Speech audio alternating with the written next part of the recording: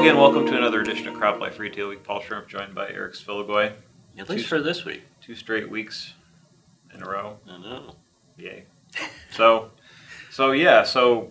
I gotta say I didn't really I didn't catch much of the Super Bowl.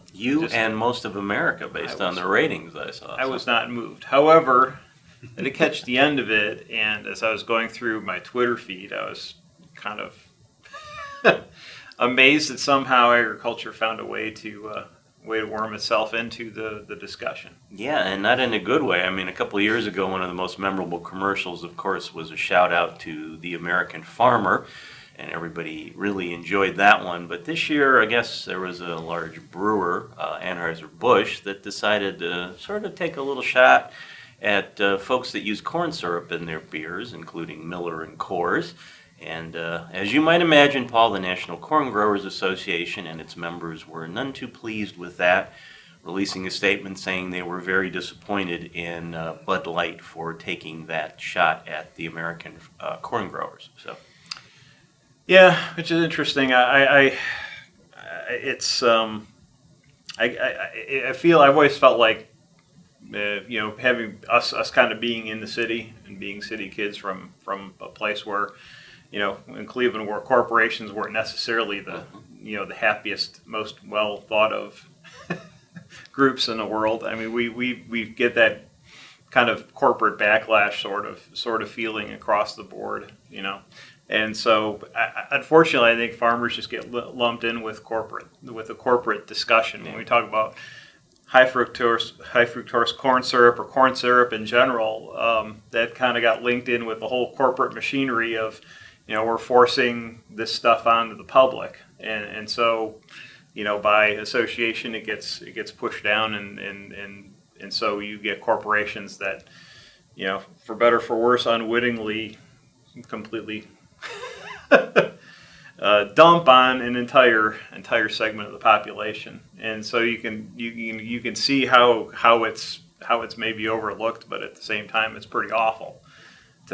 It's going to almost completely unnecessary. It makes no sense at all. Yeah, well, and I know Anheuser-Busch, to their credit, did release a statement saying that they fully support the American corn grower and that the commercial was meant just to show a pointed distinction between its brands and some of the others in the marketplace. So, yeah, so we'll see what happens. I don't know.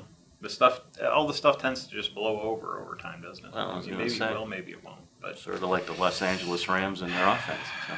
Ooh, sorry. Stinging but true.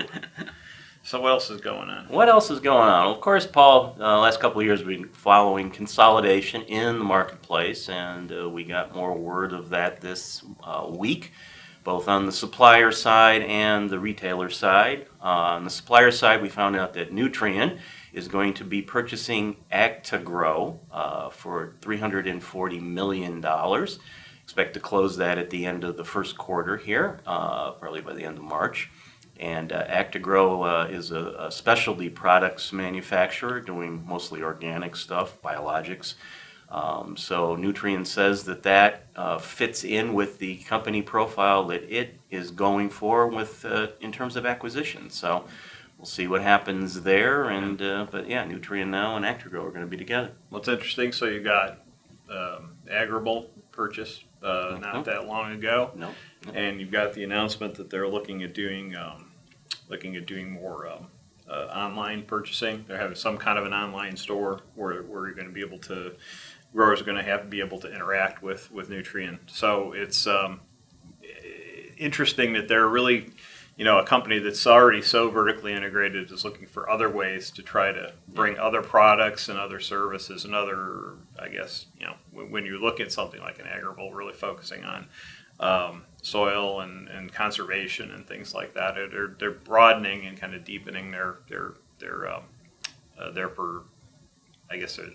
things that they're covering and on the kind of on the conservation / sustainability, that whole front. So interesting. Yeah, and on the retailer side, of course, we did in December our CropLife 100 report. We had 2 companies there based out in California, Tremont and Lyman Group. Those companies have been owned by the same folks, but they've always operated independently, Paul, until now. As of February 1st, the companies are going to combine under a name Grow West. They're hoping that this will help strengthen their position in the marketplace, unifying their brand names and resources together. And Paul, I know in the separately, those companies always ranked in about the 40s and 60s range in the top 100, but it looks like combined sales probably put them in the top 25, but we'll have to see the 2019 CropLife 100 report for the final numbers there. Yeah, moving on up, as we've said, those like-sized organizations coming together and kind of, formalizing into larger organizations from the middle on up. Yeah, and this isn't that unusual, because I remember for years, Crop Production Services, when they were around in Western Farm Services, always listed separately on the CropLife 100, and of course they combined into what is now Nutrien, so still number one. Sure. Well, I guess one only thing to say is next week I'm going to be at the National Farm Machinery Show down in Louisville with about, 200,000 other folks interested in farm equipment and what's going to be going on for the spring of 2019. Be looking forward to seeing all my friends down at that event, including the folks at Raven, Case, and New Holland, which have graciously invited me to visit with them. So we look forward to seeing everyone there, and I guess you're also out and about a little bit next week, aren't you? Am I? I don't think I am. No? Okay. No. I'm out and about, but just kind of, it's more visits and nothing formal. Okay, so Paul may have a special guest next week. We'll see. Probably not. What's interesting, just one other thing, we've seen a lot of interesting things on the technology side. I mean, the Develop with Deer conference was that we sent Matthew Grassi to. Came back with a lot of stories about integration and how Deere's really trying to cooperate with other manufacturers and with the market in general, which is great to see. What's interesting too is Deere is not openly sanctioning their dealers to get into precision ag. There's a lot of groups, there's a lot of dealer groups that are trying to get into the agronomy side of technology, and it's not just Deere but others as well. I think it's largely been to fill vacuums where there have been vacuums of, with a lack of agronomy services in particular regions.